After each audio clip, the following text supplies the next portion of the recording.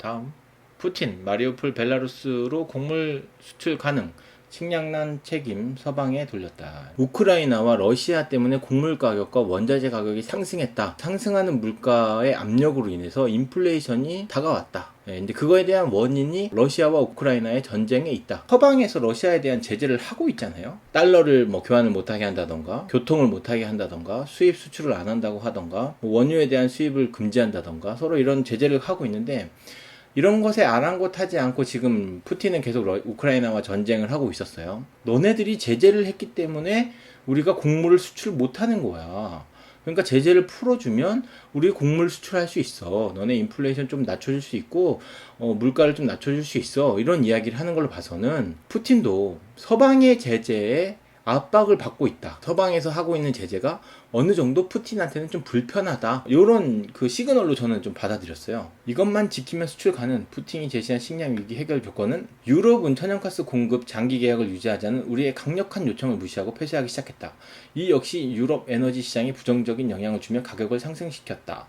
또 세계 식량 시장에서 발생하는 문제를 러시아 책임으로 전가하려는 시도가 있다. 러시아가 우크라이나 항구를 봉쇄해 곡물 수송을 막고 있다는 주장은 허풍이라고 지적했다. 한편 유엔 측은 식량 위기 해결과 러시아 측과 긍정적으로 논의를 했다고 밝혔다.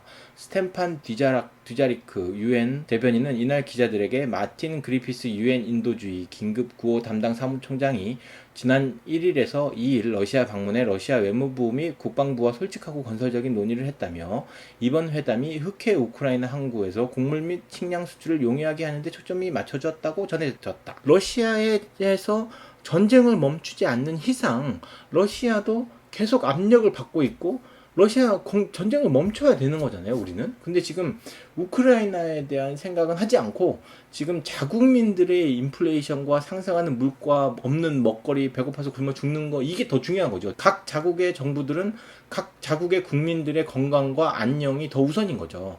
우크라이나에서 전쟁이 나갔고 우크라이나 땅이 뺏기든 우크라이나 국민이 죽던, 물론 이제 그런 것도 이제 이런 협의 안에 들어가야 되긴 하겠지만, 푸틴이 전 세계에 대한 약점을 정확하게 알고 있고 자기에 대한 지금 불리한 상황을 더 긍정적으로 바꾸려고 지금 하고 있는 거죠. 근데 어쩔 수 없는 것, 식량에 대한 것, 원자재에 대한 것이 세계를 살아가는 인간들한테 얼마나 중요한 것이냐, 얼마나 중요하기 때문에 이런 것들을 굽히고 가야 되는 거냐, 푸틴은 알고 있는 거예요. 안타깝습니다. 대한민국도 거기에서 그렇게 가볍지가 않아요. 지금도 기름값이 2,000원 이상 올라가면서부터 교통비나 에너지 가격들이 다 올라가고 있잖아요. 지금 이거에 대해 우리는 고통스럽단 말이죠. 이것 때문에 굶어 죽거나 교통을 못 해갖고 산업이 이루어지지 못하거나 이런 상황이 아니어서 우리가 지금 피부로 못 느끼고 있지만, 실제로 내가 다음날 먹어야 되는 빵이 없고 밀이 없고 쌀이 없고 따뜻하게 지낼 수 있는 기름이 없고 난방에 대한 에너지가 없다고 하면 환장하는 거죠, 이거.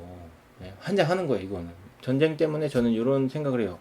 중국이 개혁 개방을 시작하면서부터 한 15년에서 20년 사이에 전 세계가 단일 시장 체제로 인해서 달러를 이용해서 거래가 시작되는 단일 시장 체제를 이용해서 물물 교환과 자원과 인력들을 교환하면서 아주 효율적으로 시장을 형성해 나갔다라고 생각해요. 예.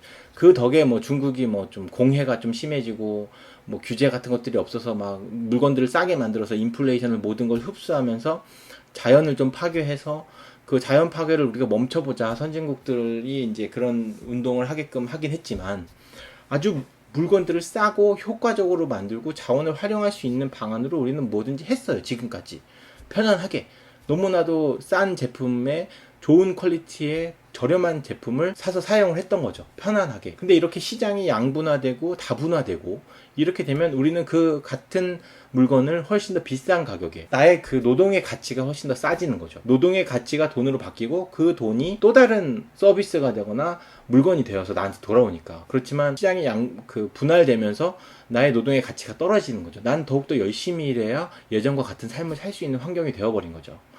내가 투자를 하던 투자에 대한 기대 수익들이 모든 것이 다 줄어들었다는 거예요. 원자재 가격이 상승하고 시장이 분할되기 직전의 상황까지 갔기 때문에. 근데 인간은 한번 겪었던 그 경험을 잊지는 않을 것 같아요. 내가 편안하게 살고 싸게 물건을 샀고 그런 시장이 회전했던 그런 상황을 한번 겪었으니까 그렇지 않은 사회가 불편하다는 걸 알 거거든요.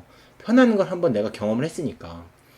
다시 돌아갈 확률은 적지만 돌아가지 않는다는 보장도 없어요. 어떻게 될지 모른다는 거죠, 세상은. 항상 양쪽에 어떤 일이 벌어지게 될지 나는 이렇게 대비를 하고 있어야 되니까. 러시아와 우크라이나의 전쟁을 보고서 시간이 지나고 나선 그러겠죠. 아, 그때 러시아하고 우크라이나하고 전쟁해갖고 우리 진짜 너무 힘들었어 라고 이제 추억 삼아서 얘기할 수도 있는 일이 됐고, 만면교사가 삼을 수 있는 일종의 해프닝? 남들의 기억 속에 너무나 가벼운 일로 이게 넘어갈 수도 있긴 하겠지만, 세계가 하나가 되었다가 다시 분할되는 진짜 두 번 다시 있을 수 없는 고통스럽고 안타까운 사건이 될 수도 있는 거예요. 그러니까 우리는 이 사건을, 지구와 각국에서 정책을 수반하시는 분들은 조금 더 신중하게, 자국의 이익만을 위하지 말고 지구 전체의 공동체 모든 인간들의 삶의 질을 향상시키기 위한 방향으로 조금이라도 그쪽으로 선택을 하시면 어떨까. 푸틴도 당장 전쟁을 멈추고 좀 평화로운 방법으로 좀 하는 게 어떨까, 라는 생각을 가졌습니다.